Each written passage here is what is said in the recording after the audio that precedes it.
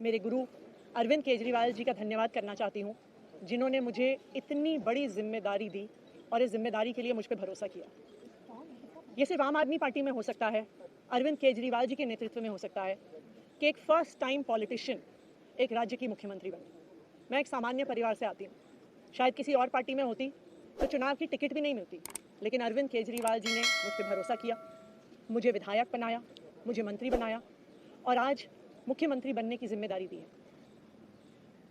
मैं खुश हूँ कि अरविंद केजरीवाल जी ने मुझ पर इतना भरोसा किया है, लेकिन जितना सुख आज मेरे मन में है, आज उससे बहुत ज़्यादा दुख भी मेरे मन में है। दुख इसलिए कि दिल्ली के लोकप्रिय मुख्यमंत्री मेरे बड़े भाई अरविंद केजरीवाल जी आज इस्तीफा दे रहे हैं।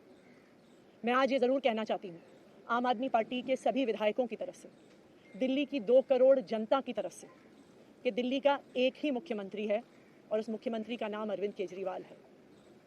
भारतीय जनता पार्टी ने पिछले 2 साल से अरविंद केजरीवाल जी को परेशान करने की, उनके खिलाफ षड्यंत्र रचने की कोई कसर नहीं छोड़ी।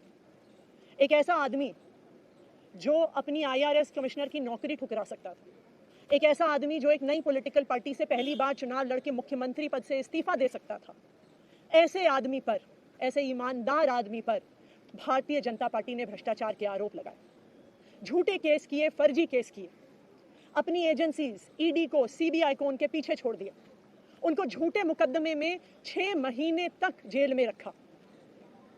आखिरकार सुप्रीम कोर्ट ने उन्हें जमानत दी और सुप्रीम कोर्ट ने सिर्फ उनको जमानत नहीं दी, सुप्रीम कोर्ट ने केंद्र सरकार के मुंह पे तमाचा मारा, उनकी एजेंसीज के मुंह पे तमाचा मारा। उन्हें कहा कि इनकी एजेंसीज, केंद्र सरकार की एजेंसीज एक पिंजरे में कैद तोते की तरह हैं और अरविंद केजरीवाल जी की गिरफ्तारी गलत थी। अगर अरविंद केजरीवाल जी की जगह कोई और मुख्यमंत्री होता, कोई और नेता होता, तो वो 2 मिनट नहीं सोचता मुख्यमंत्री की कुर्सी पे बैठने के बारे में। लेकिन अरविंद केजरीवाल जी ने वो किया जो आज तक इस देश का इतिहास तो छोड़िए, शायद दुनिया के इतिहास में किसी नेता ने ना किया हो। उन्होंने कहा कि मेरे लिए सिर्फ सुप्रीम कोर्ट का फैसला काफ़ी नहीं है, मैं जनता की अदालत में जाऊंगा। जब दिल्ली की जनता मुझे कहेगी कि हम तुम्हें मुख्यमंत्री के रूप में देखना चाहते हैं, जब दिल्ली की जनता कहेगी कि तुम ईमानदार हो, तब मैं मुख्यमंत्री की कुर्सी पर बैठूंगा। मुझे नहीं लगता कि हमें लोकतंत्र के इतिहास में ऐसा कोई त्याग का उदाहरण मिलेगा जो आज अरविंद केजरीवाल जी ने देश के सामने रखा है। दिल्ली भर में लोग बहुत दुखी हैं अरविंद केजरीवाल जी के इस्तीफे से। कल शाम मुझे एक बुजुर्ग महिला मिली, जब उन्हें खबर मिली थी कि अरविंद केजरीवाल जी ने इस्तीफा दे दिया है, वो रोने लग गई। उन्होंने कहा कि वो मेरे बेटे की तरह है, उसको इतना परेशान किया है, उसको इतना परेशान किया, उस पर झूठे केस लगाए। और उन बुजुर्ग महिला ने कहा कि मैं घर घर जाऊंगी, मैं घर घर जाके लोगों को कहूंगी कि मुझे अपने बेटे को ही मुख्यमंत्री बनाना है।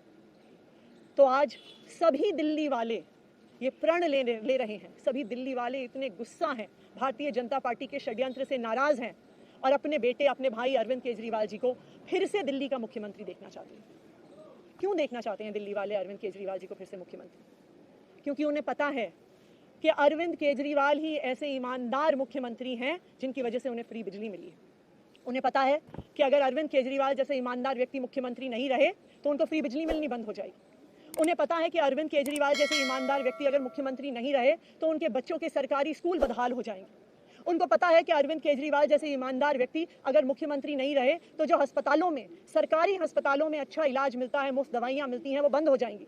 उन्हें पता है कि अगर अरविंद केजरीवाल जी मुख्यमंत्री नहीं रहे तो मोहल्ला क्लिनिक बंद हो जाएगी। अरविंद केजरीवाल मुख्यमंत्री नहीं रहे तो दिल्ली में महिलाओं की फ्री बस यात्रा बंद हो जाएगी, बुजुर्गों की तीर्थ यात्रा बंद हो जाएगी।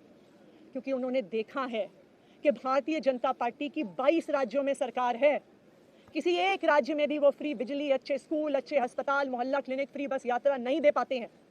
और एक ईमानदार अरविंद केजरीवाल है जो दिल्ली के लोगों को इतना कुछ देता है।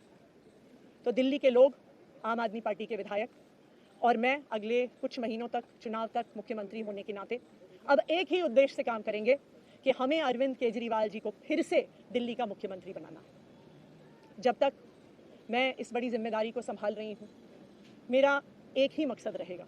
मुझे पता है कि भारतीय जनता पार्टी अपने LG साहब के थ्रू दिल्ली वालों के खिलाफ षड्यंत्र रचेगी। मुझे पता है कि वो दिल्ली वालों की फ्री बिजली रोकने की कोशिश करेंगे।